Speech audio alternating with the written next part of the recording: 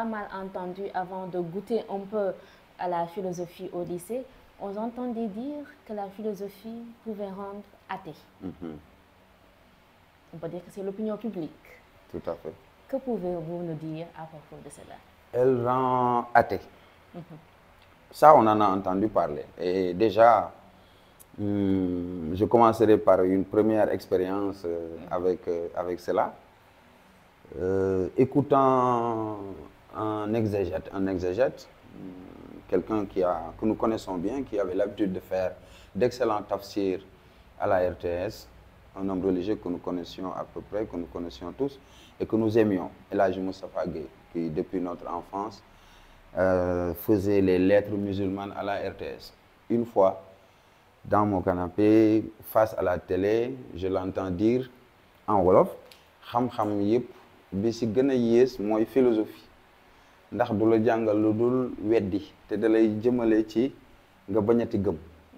Je me suis dit, ah, ces préjugés-là n'épargnent même pas les hommes de science. Que lui, c'est un exégète, un grand érudit, quelqu'un qui s'y connaît dans l'exégèse coranique. Mais l'entendre dire ça, je me dis, bon, c'est pas méchant, mais on peut ranger ça parmi les préjugés. Parce que la philosophie rend athée, ça fait partie des idées reçues en général sur la philo. Ce n'est pas la seule idée reçue, mais c'est l'une des plus répandues aussi. Pourquoi pense-t-on qu'elle rend athée?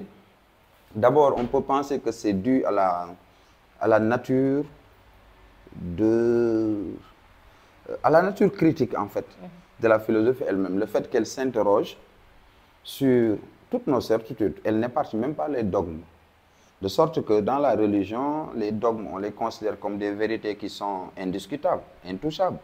Mais si en général la philosophie, elle n'épargne pas les dogmes, on a tendance à avoir peur qu'elle peut mener quand même à l'incrédulité, à l'athéisme, et que les philosophes seraient des iconoclastes, des avortons de Satan, qui déconseillent même la fréquentation des textes religieux.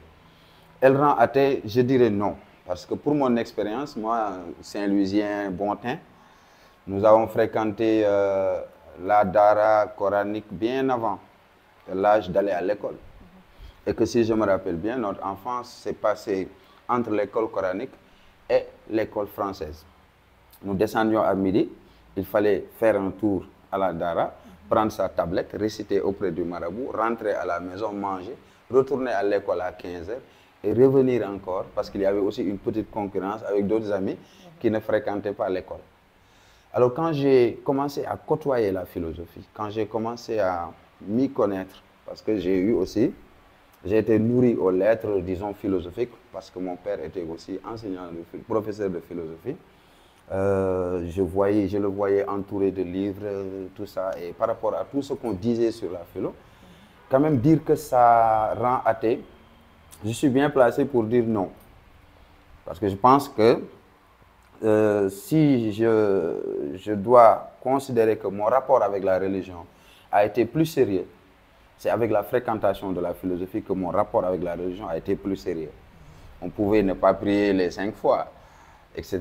Mais dès l'instant où, évidemment, on a commencé à s'intéresser à ces textes-là, on s'est rendu compte, tiens, que la philosophie nous invite à un usage critique de la raison qui nous permet de réfléchir sur le rapport que nous avons avec Dieu, le rapport aussi que nous avons avec notre religion de manière générale. Elle ne rend pas athée, elle peut même, en fait, non pas affaiblir, mais fortifier notre croyance. Parce que si vous tombez sur les textes de Platon, par exemple, ou les textes d'Aristote, vous vous rendez compte que Dieu n'est pas absent dans ce qu'ils disent, et ensuite,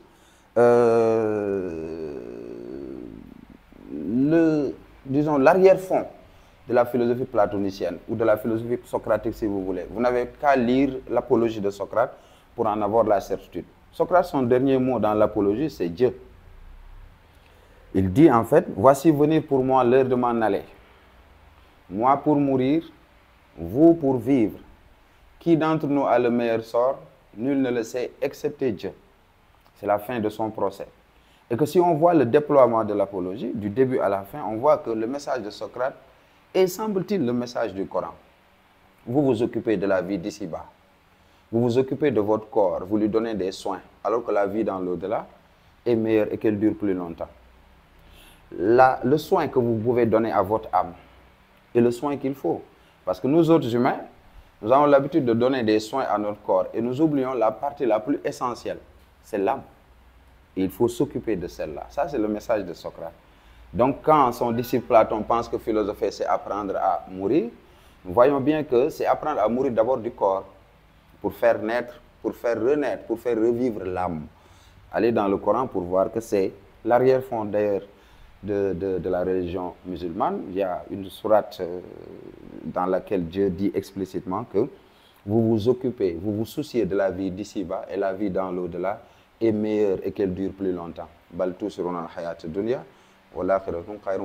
Ça, c'est en substance le message de Socrate. Socrate rappelle que ma seule affaire était de vous exhorter à vous soucier de votre âme, aussi bien que vous le faites pour le corps. N'est-ce pas? Jeune ou vieux, je vous exhorte à cela. Parce que la perfection de l'âme est d'ailleurs même le but de la philosophie pour Socrate. Alors je me suis rendu compte que, qui mène à l'athéisme alors? C'est donc, c'est qu'il y a un arrière-fond tissé de malentendus en général, parce que les gens ne la connaissent pas, etc., parce qu'on ne la connaît pas. L'expérience que nous avons avec nos élèves, souvent on leur dit au bout de 3 semaines, 4 semaines, qu'est-ce qui se passe avec votre foi? Est-ce que vous pouvez dire que vous n'êtes plus croyant? Avez-vous cessé de prier depuis? Et nous vous donnons rendez-vous à la fin de l'année pour voir que votre foi, elle est devenue plus forte, je pense, avec le contact avec la philosophie. Mais ça ne date pas d'hier. Vous savez que Socrate a été accusé de non-respect des dieux de la cité. C'est le délit qu'on lui reproche. Outre ce délit-là, c'est l'autre délit de corruption de la jeunesse. Mais que la philosophie mène à l'athéisme, ce n'est pas aujourd'hui qu'on a commencé à le dire. Mais bon, en voyant donc un peu, en interrogeant son histoire, on se rend compte que la philosophie, elle ne mène pas à l'athéisme. C'est juste un préjugé.